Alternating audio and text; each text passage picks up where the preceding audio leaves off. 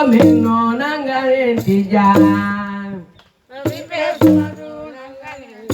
Wallay ko di ballo minno nangane tijan.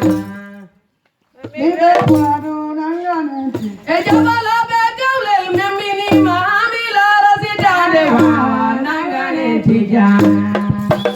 Mire kwadu nangane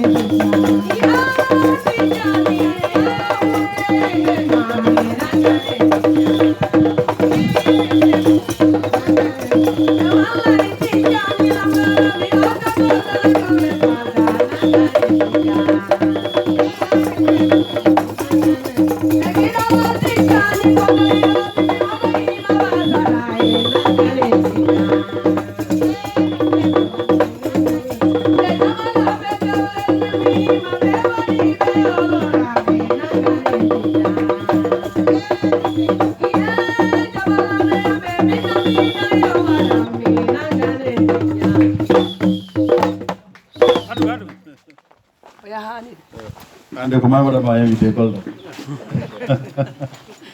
on jarama jeef on jarama yo Allah won ballo barki Allah illa al ken sabiyo jarama jeef président merci beaucoup je tenais vraiment à vous remercier pour l'invitation je tenais à répondre favorablement vu ce qui nous lie d'abord la constance et puis l'amour que vous avez pour votre terroir c'est important mais mi warabo ade ta mi wadani vraiment un salut d'honneur à un frère que je respecte beaucoup qui est Aliou Gérard Keita miraji am kon hande kan woni koro puisque comme habante ko musifu ko koro rawar wat habanede musidal ta at har afadan hen hay hunde ko gomgol Allah hande so bo falno han bo wawon yaade ro beeda be ro bo fada ko be fadanno ko on ton non musiku jo ko fadi fatno wondo lay hundala ram jo mais il est très courageux très juste très honnête avec un amour fort de sa patrie d'abord qui est le Sénégal et d'un fort engagement qui est de la justice et de l'équité.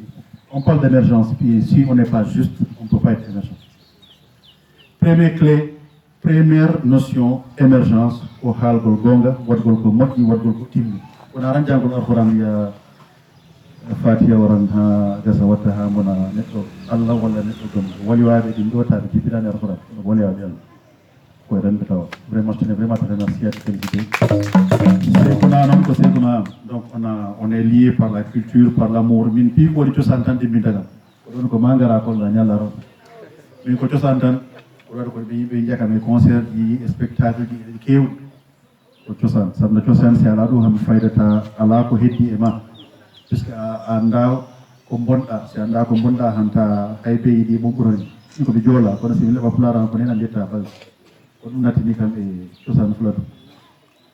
Madame, je vous remercie, puisque j'ai entendu le Kaltaïma. Aïe, moi, c'est mon Iran à Moti.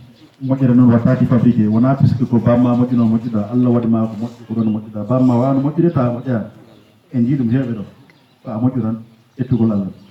Continuez ce que vous êtes en train de faire, c'est important. Ces jeunes ont besoin d'être accompagnés. Vous êtes même jeunes et très belles, comme M. Balawaralo. Et je pense que les jeunes ont besoin de vous voir à côté d'eux. C'est important. Cette impulsion-là, il faut la mener ensemble.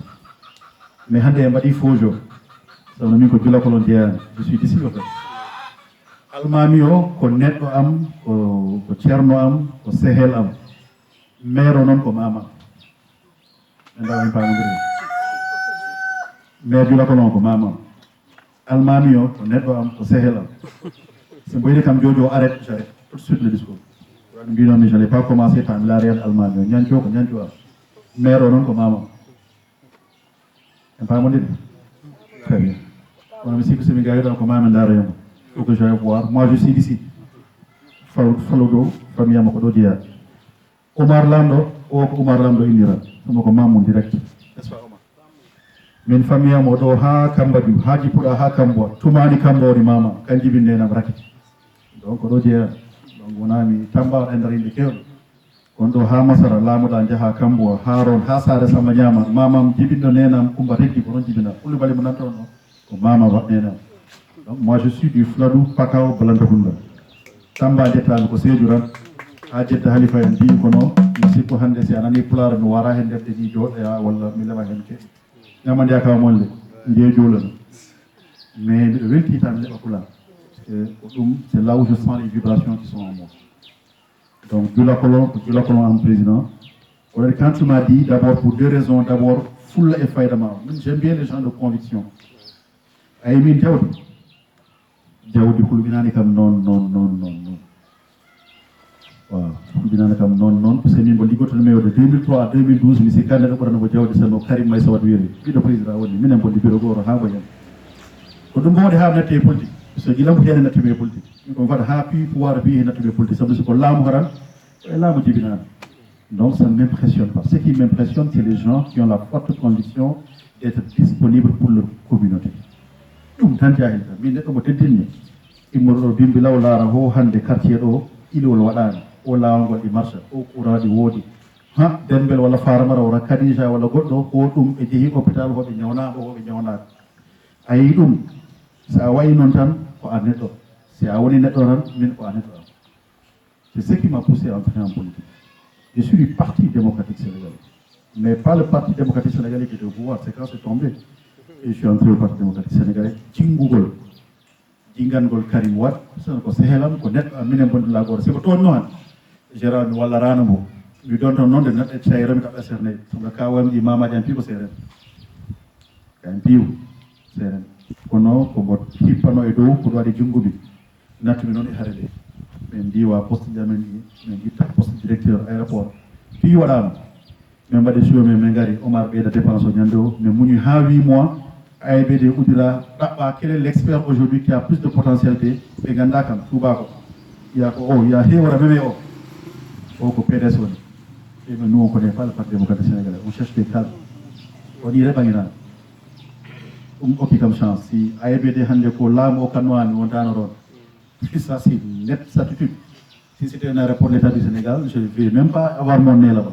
Mais c'est parce que c'est une gestion privée, où dans les potentialités qu'on fixe, même pas de l'autre. Les ligues, on ne va pas de les ligues, c'est depuis Oudra, pour revenir un peu, c'est le parcours qui me lie. C'est qu'au fil politique, j'ai beaucoup d'amis politiques. L'ANP, c'est des membres du Parti démocratique sénégalais. J'allais les appeler. Mais je n'ai pas une démarche politique ici. Il faut avoir une connotation politique. C'est pour cela que je n'ai pas informé l'AEL, qui est mon oncle Kalan, je n'ai pas informé les gars du PS dans la zone que je connais tous. Mais parce que si les jeunes de mouvement apolitique t'invitent, la correction voudrait quand même que tu ne mettes pas cette procédure politique. Responsable PDS, Omar. Mais il est dans le mouvement, on a créé les CAP21.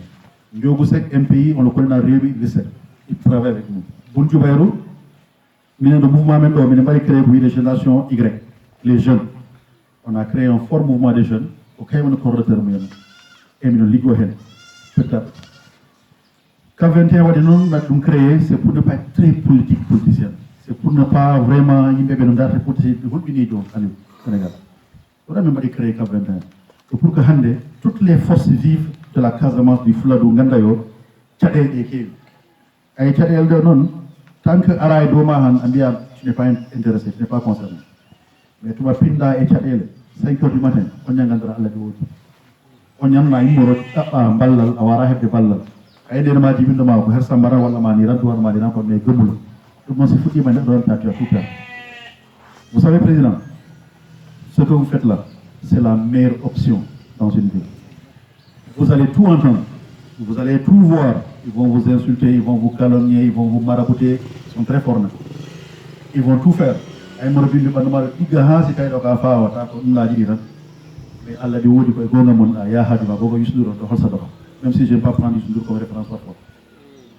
Les mouvements constituent l'ossature organisationnelle du peuple sénégalais.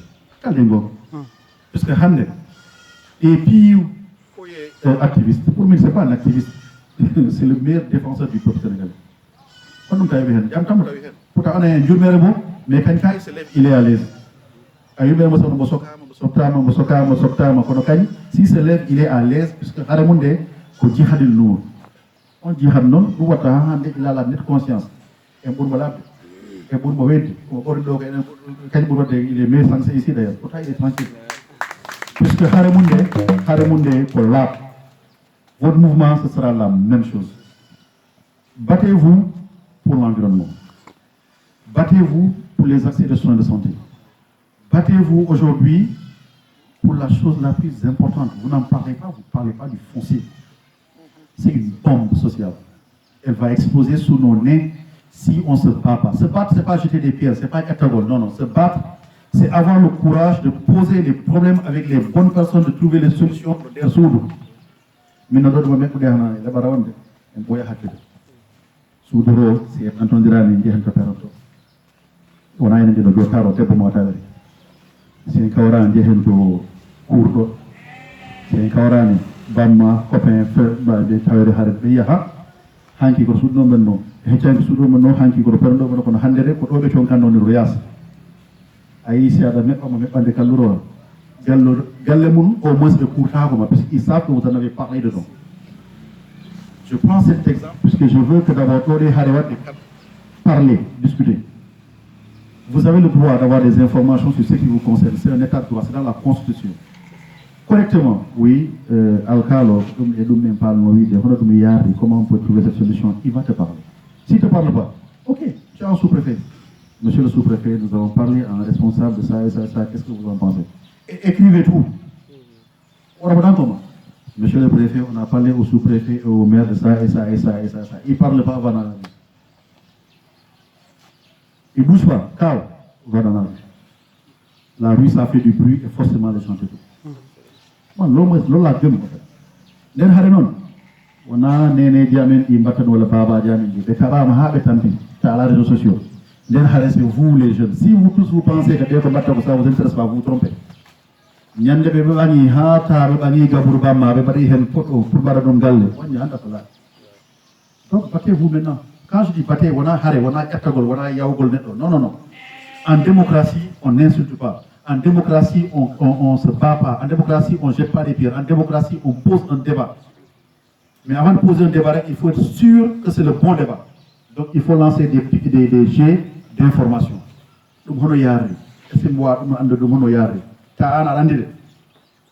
Parce que balagem c'est qu'il faut. Après, vous battez. Tant que ça concerne les droits des populations, moi, je suis de vos côtés. Tant que ça concerne les préoccupations de tout le Diola-Polondo à la frontière, moi je suis de votre côté. Tant que ça concerne les cadres de vie, le développement durable, je suis de votre côté. La santé, l'accès aux soins de santé primaires, élémentaires. Accueil. L'accueil, c'est le premier élément de santé. Il y a un accueil.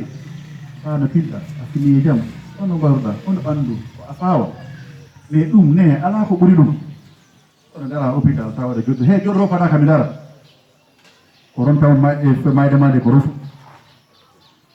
Donc ça, c'est le débat qu'il faut poser autour des panels avec les bonnes personnes qui sont concernées. Mais maintenant, président, je me dis que je mais je me dis non. C'est un peu de soukabe. Quoi, il me un pas. En forme de reboiser, monsieur le maire, en reboiser, il me reboiser. En forêt future de la fita, en forêt, les médecins, tout ça, les sages-femmes, ça, on va essayer avec nos partenaires. Mais je vais essayer, mais je vais parler. Parce que on est bien pour Halaran, et pour Halaran. Non, mais Kali, pour le même badi. Mais de toi, quand tu as la chance de diriger une commune ou une région ou un pays, les éléments minimes, tu dois les faire, c'est dans la Constitution. Tu as juré pour ça. Après tout, c'est un corps de Souduro. C'est tellement simple. Allez, donc, moi je vous félicite. C'est notre devoir d'abord. C'est notre devoir. J'ai déclaré ma candidature pour la mairie de Kolda, puisque je pense nécessairement que je suis d'une génération qui doit pouvoir diriger la mairie de Kolda pour un Kawa direct. Ça doit y avoir des Samanara et des Toumani Balde et on a des musiques. Le Goro, le Kawa, c'est aucun tempo, on va envoyer le Kawa Sanana. Je me suis rendu compte que Tchadel et Kiev, je me suis rendu compte qu'il y a des problèmes. Voilà, prochainement, on dépense des millions pour les collectivités, on fait des choses, on organise des activités, on soigne des gens, on fait des reboisements, on fait. Mais on pense qu'on peut faire. On va chercher des femmes et des hommes de conviction qui y croient et on le fait avec eux. Ça va être c'est pas possible, ne comptez pas sur ça. Mais c'est on a donc, il faut même pas rêver. Si vous avez un horreur, vous avez parian, après mon milieu. Et puis, ces milieux, ils vont penser aux plus corrompus. C'est pour ça qu'on a des problèmes. Parce que nous avons dit bout de boule. What would de corrompre au Kara, Anna Ohevara, Son Anna Nafarambo, pour corrompre, tu es le plus beau, tu es le plus généreux, au Valérie. Donc, votre mouvement est apolitique, mais les questions que vous posez sont politiques. D'essence. Il faut poser le débat, il ne faut pas mettre des cloisons, il faut aller voir tout le monde, pouvoir, opposition. C'est ça qui va faire votre crédibilité. Acceptez d'aller voir ceux qui sont au pouvoir, acceptez de parler aux maires dans le respect, acceptez de parler à la société civile, acceptez de parler à l'opposition, et maintenant là, vous serez à équidistance, vous serez comme Alou Gérard, vous serez tranquille.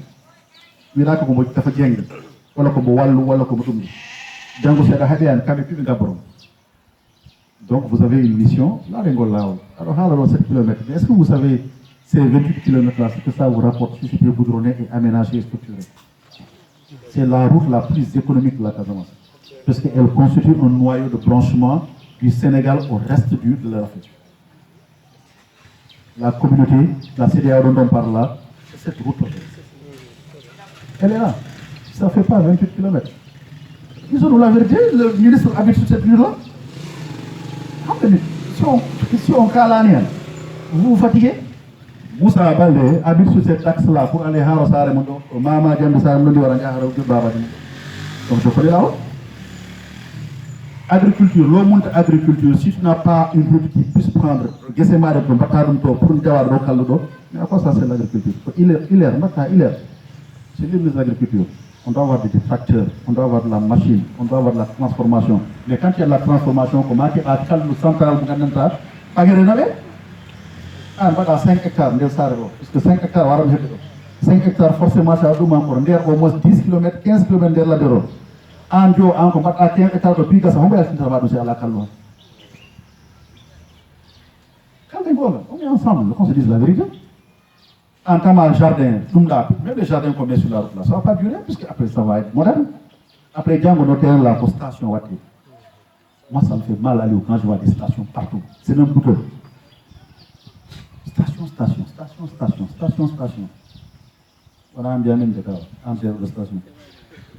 Donc, il faudrait qu'on aide les gens à avoir de la structuration. On a des routes, on a de l'électricité, on a tout. Par force, on a un air. Milami, fladu en lamin en. Fladu non ko yi jingande yimbe. Gila dembo ko ha yoro kande ha beka job ha tikoro job ha yimbe piu ha abla bi balde kawam. Nyando lami do ko fladu nangari ma lamani dan aba ha lameda. O lameda c'est lami na baram c'est terminé. Ko jingande fladu non ko kay mo bandi may ko. Jingande fladu. C'est lami ma han lugira fladu. To ba be makili non.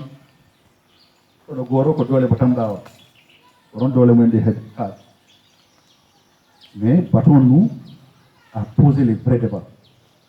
On a un goal net au Halambo Gonga. C'est pas possible. C'est pas possible.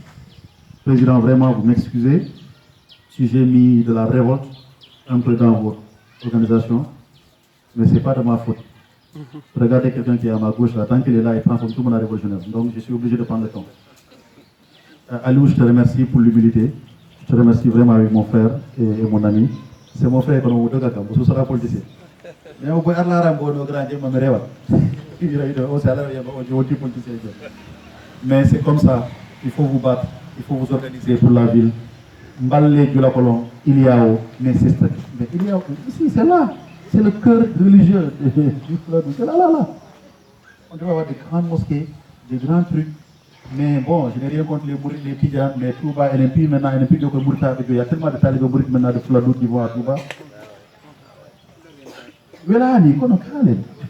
Posons le débat.